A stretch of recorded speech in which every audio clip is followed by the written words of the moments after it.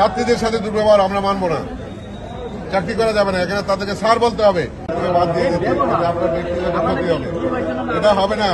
আমি মালিককে বলবো, এর শ্রমিকের সভাপতি আছে, আমাদের president, executive president, vice president সবাই আছে, আমরা সরকার প্রেসিডেন্ট সেক্রেটারি আছি। এই মুহূর্তে আমরা পারি আপনার পেটে লাগতে দিতে। শেষবারের মতো দিলাম, আর এই টার্মিনাল কমিটিকে দায়িত্ব দিয়ে গেলাম। এই কোম্পানির আপনারা দেখবেন যে তাদের এই তার ব্যাপার হয় কিনা, গোপনে তার প্রতি আপনারা নজর রাখবেন, ফলে এই স্থানটাকে পান।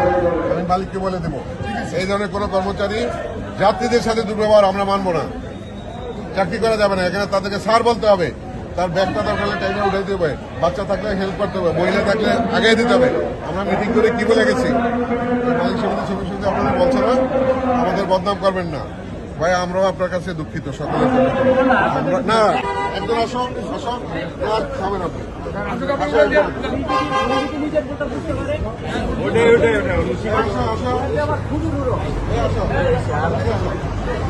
খেতে বসে দিয়ে আসো,